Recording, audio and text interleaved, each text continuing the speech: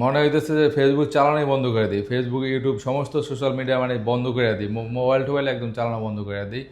ছোটো button phone রাখতে হবে শুধু মানে কথা বলার জন্য, তাইলে যদি একটু শান্তিতে থাকা যায়। মানে এই প্রতিদিন নিউজ ফিডে এত এত মানে খারাপ নিউজ ঘটতেছে, মানে এত ধর্ষণ এত খুনের নিউজ ঘটতেছে। মানে ছোটো ছোটো বাচ্চাদেরকে কিভাবে ধর্ষণ করে গলা কাটতেছে, মানে রামিসাকে কিভাবে ধর্ষণের পরে গলা কাটছে, এই চিন্তা করে আমার রাতে ঘুমাইতে পারি না। আমি ডিপ্রেশনে চলে যাচ্ছি, মানে এতটা বাজে অবস্থা হয়ে যাচ্ছে মানে এগুলো দেখতে দেখতে। মানে কবে এইগুলো থেকে আমরা মুক্তি পাবো আসলে? শুধু রামিসার বাবাই যে কষ্ট পাইতেছে না এরকম না, পৃথিবীর মানে বাংলাদেশের প্রত্যেকটা বাবাই মানে কষ্ট পাইতেছে এই রামিসার জন্য। মানে কি বলবো, এরকম অনেক রামিসা আমাদের জীবন থেকে অলরেডি হারায় গেছে, কিন্তু কোনো বিচার হইতে আমরা দেখি নাই।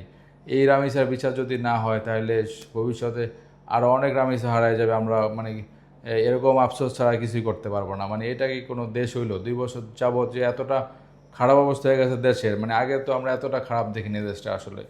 মানে এই 2 বছর ধরে এতটা খুন খারাপ বেড়ে গেছে, এতটা ধর্ষণ বেড়ে গেছে, এটা যদি এখনই লাগাম না টানে সরকার তাহলে কিন্তু অনেক অবস্থা খারাপ হয়ে যাবে। এদেশে বসবাসের উপযোগী নাই এখন মনে হইতেছে। মানে এই দেশ ছেড়ে চলে যেতে হবে এখন, কিছুই করার নাই। মানে এতটা নিকৃষ্ট মানুষ হয়ে গেছে, এই ছোটো ছোটো বাচ্চারা পর্যন্ত নিরাপদ না। আবার কিছু কিছু মানুষ ওই রামিসাইতে যে কমেন্ট করে যে এত সাজসজ্জা ভালো না, মানে পর্দা করো। হ্যাঁ, অবশ্যই মুসলমান সবাইকে পর্দা করতে হবে, সকল নারীকে, তবে একটা বয়স আছে সেটা। এই রামিসার কি বয়স হয়েছে? সে সাজসজ্জা করবে না তো কে করবে?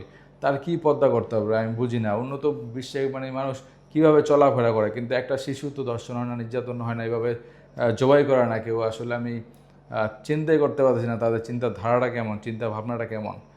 মানে কোন দিকে যেতেছে বাংলাদেশটা অবস্থা আসলে?